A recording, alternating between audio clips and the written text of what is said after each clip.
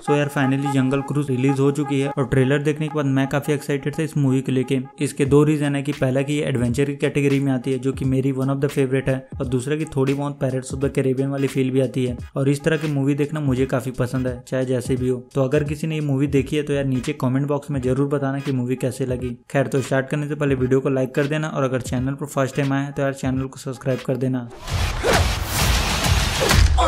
Sorry, Frank. Sorry, strong form. तो starting में हमें दिखाया जाता है कि मैक ग्रेगोर, जिसे अपन मैक ही बोलेंगे, वो आर्काइव के लोगों को टीयर ऑफ मून के बारे में बताता है कि अमेज़न के जंगलों में एक ट्री होता है जिसे अपन ट्री ऑफ लाइफ बोलते हैं, जिसमें ऐसी एबिलिटी होती है जो किसी भी इलनेस और श्राप को खत्म कर सकती है। इसलिए बहुत से लोग उसके तलाश में गए थे पर वो कामयाब नहीं हो पाए। पर इस सब में जो सबसे फेमस स्टोरी होती है वो है अगीरे की, जो अपने लोगों के साथ टीयर ऑफ मून की तलाश में जंगल तक पहुंच गया था, पर जंगल की वजह से उसके लोग एक एक कर मरने लगे। पर बाद में गार्डियन ऑफ ट्री के लोग उन्हें ढूंढ लेते हैं और ट्री के पेटल्स का यूज करके उन्हें ठीक करते हैं। बाद में अगीरे चीफ से एरोहेड की डिमांड करता है जो कि की है ट्री ऑफ लाइफ तक पहुंचने के लिए, पर चीफ उसे मना कर देता है और अगीरे उन सबको मार देता है। पर वो लोग श्रापित हो जाते हैं कि वो लोग कभी भी रिवर साइड को छोड़कर बाहर नहीं जा सकते और अगर वो लोग ऐसा करते हैं तो उनकी मौत हो जाएगी। खैर तो मैक सभी को ट्री ऑफ लाइफ के पावर्स और बेनिफिट्स के बारे में बताता है और बोलता है कि कैसे वो लोग इसका यूज कर सकते हैं मॉडर्न मेडिसिन साइंस में। मैक रिक्वेस्ट करता है कि उन्हें आर्काइव में रखे एरोहेड की एक्सेस चाहिए ताकि वो लोग उसका यूज करके टीयर ऑफ मून की लोकेशन का पता लगा सके। पर ऑब्वियस सी बात है उन्हें उनकी बात पर यकीन नहीं है और वो खुशी खुशी मना कर देते हैं। जिसके बाद डॉक्टर लिली जैसे तैसे करके आर्काइव रूम में जाती है और एरोहेड को चोरी कर लेती है।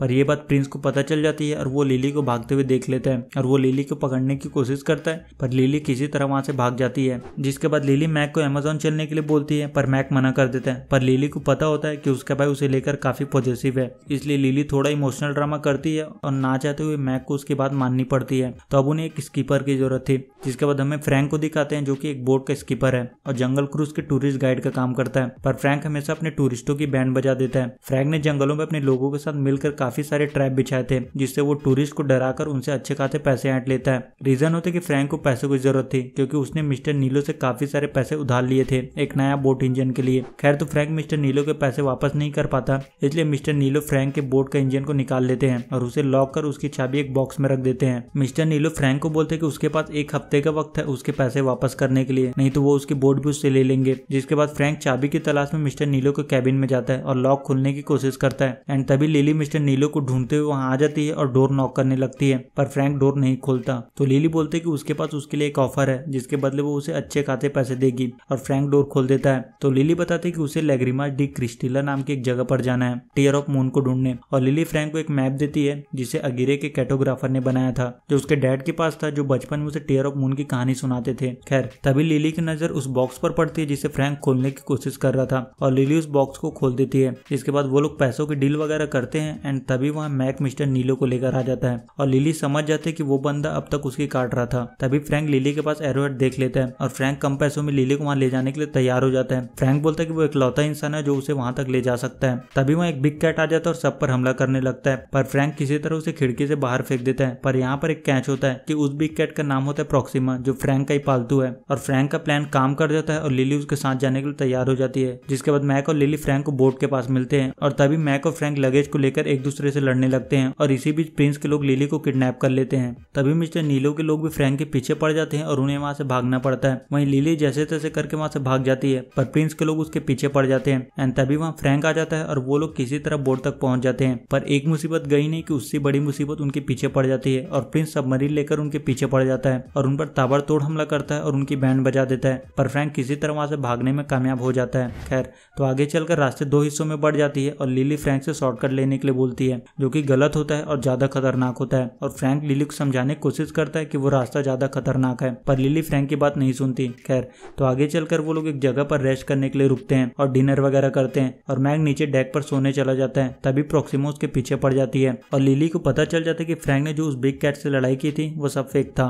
वहीं प्रिंस को पता होता है कि डॉक्टर लिली और एरोहेड जंगल में कहीं भी हो सकते हैं, पर केवल एक बंदा जो टीयर ऑफ मून के पास गया था तो उन्हें उसकी हेल्प चाहिए। तो प्रिंस अपने लोगों के साथ एक केव में जाता है जहां अगीरे और उसके साथी श्राप के कारण 300 सालों से फंसे हुए हैं और अब वो लोग एक मॉन्स्टर बन चुके हैं। रीजन होता है कि वो केव रिवर साइड से दूर है इसलिए वो लोग श्राप के कारण एक स्टोन बन गए हैं। जिसके बाद प्रिंस उन पर रिवर वाटर डालता है और वो लोग दोबारा जिंदा हो जाते हैं। तो प्रिंस उनके साथ एक डील करता है कि वो उन लोगों को केव से आजाद करा देगा, बदले में उन्हें उसे एरोहेड ला कर देना होगा। जिसके बाद वो लोग लाइफ ऑफ ट्री को ढूंढकर श्राप से भी मुक्त हो सकते हैं और प्रिंस उस केव को बॉम्ब से उड़ा देता है, जिससे रिवर का पानी अंदर आ जाता है और वो लोग दोबारा जिंदा हो जाते हैं। खैर, तो आगे एक वाटरफॉल होता है, इसलिए फ्रैंक लिली को बोलता है कि अगर उसके पास कोई कीमती चीज है तो उसे नीचे डेक पर रख दे, और लिली मैक को एरोहेड नीचे बैग में रखने के लिए बोलती है और फ्रैंक ये देख लेता है और प्रॉक्सिमा को उसको चोरी करने के लिए बोलता है। जिसके बाद आगे एक बहुत बड़ा वाटरफॉल आ जाता है और वो लोग ऑलमोस्ट गिरने वाले होते हैं, पर फ्रैंक जैसे तैसे करके उन्हें वहां से निकाल लेता है। जिसके बाद वो लोग एक जगह पर रुकते हैं और मैक और फ्रैंक आपस में बात करते हैं, जहाँ मैक फ्रैंक को अपनी कुछ चीजों के बारे में बताता है, जैसा कि उसकी शादी 3 बार टूट चुकी है क्योंकि वो एक लड़की से प्यार करता था। इस वजह से उसे उसके फ्रेंड और फैमिली ने छोड़ दिया और उसे सोसाइटी से भी निकाल दिया गया, पर लिली उसके साथ हमेशा खड़ी रही, इसलिए वो उसके लिए कुछ भी कर सकता है। वहीं लिली रिकॉर्डिंग करते हुए डेक के नीचे पहुंच जाती है और लिली एक रूम में जाती है जहाँ लिली को एक बुक मिलता है। जब लिली उस बुक को चेक करती है तो उसमें एरोहेड के डिटेल्स और कुछ मैप्स होते हैं। तो लिली इस बारे में फ्रैंक से पूछती है, तो फ्रैंक बताता है कि उसने सालों से ट्री को ढूंढने की कोशिश की है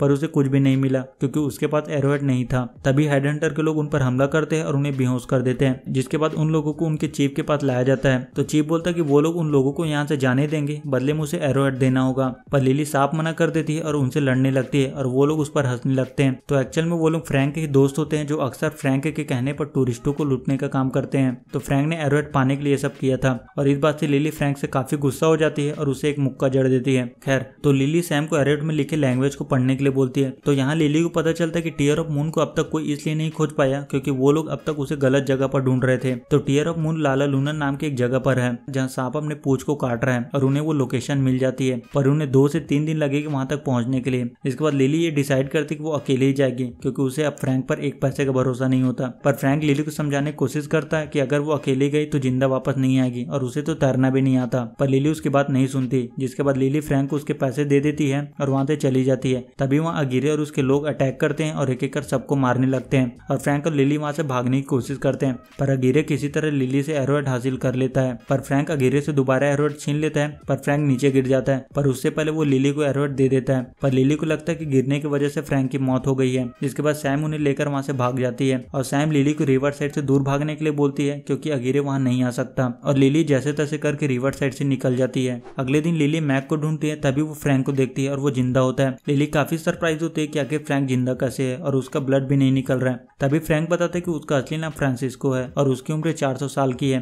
जिसके बाद लिली तलवार को उसके बॉडी से बाहर निकालती है। खैर, तो फ्रैंक लिली को चलने के लिए बोलता है और लिली मैक को रुकने के लिए बोलती है क्योंकि उसको चोट लगी थी और उसकी हालत कुछ ज्यादा ही खराब थी। जिसके बाद लिली फ्रैंक से उसके बारे में पूछती है और फ्रैंक लिली को अपने बारे में बताता है। तो फ्रैंक के फादर अगीरा के डैड के लिए काम करते थे, पर बाद में किसी वजह से उनकी मौत हो जाती है और अगीरे के डैड फ्रैंक की देखभाल अगीरे के साथ ही करते हैं और वो दोनों एक भाई की तरह होते हैं। अगीरे की एक डॉटर होती है जिसका नाम होता है एना, और एना अचानक बीमार हो जाती है और अगीरे उसे खोना नहीं चाहता था, इसलिए अगीरे ने सब कुछ किया टीयर ऑफ मून को ढूंढने के लिए ताकि एना को बचा सके। पर जंगल पहुंचने के बाद उन सबकी तबीयत एक एक कर खराब होने लगी और वो सब मरने वाले थे, पर अगीरे वापस जाने को तैयार नहीं था। एंड तभी गार्डियन ऑफ ट्री के लोग उन्हें ढूंढ लेते हैं और चीफ और उसकी बेटी उनका इलाज करते हैं और टीयर ऑफ मून के पेटल का यूज करके उन्हें ठीक कर देते हैं। और अगीरे भी काफी खुश था कि वो काफी क्लोज था अपने डॉटर को ठीक करने के लिए, पर उसमें सब्र नहीं था और उसने चीफ से डिमांड की कि उसे एरोहेड दे दे और उसे ट्री तक ले जाए, पर चीफ उसे मना कर देता है और अगीरे गुस्से में उनमें से हर किसी को मार देता है। जिसके बाद वो चीफ की बेटी को भी मारने वाला होता है, पर फ्रैंक उसे बचा लेता है। चीफ को पता था कि अब उसकी आखिरी सांसें चल रही है, इसलिए उसने ट्री और एरोहेड को प्रोटेक्ट करने के लिए उन सबको श्रापित कर दिया कि वो कभी भी रिवर साइड को छोड़कर नहीं जा पाएंगे और वो लोग वहीं फंस गए। अगीरे फ्रैंक से नफरत करता था उसे धोखा देने के लिए, तब से वो सालों से बार बार लड़ रहे हैं। बाद में फ्रैंक इन सबसे तंग आ जाता है और उन लोगों को एक केव में ट्रैप कर देता है जहां तक जंगल उसे दोबारा रिवर में नहीं जाने देगा।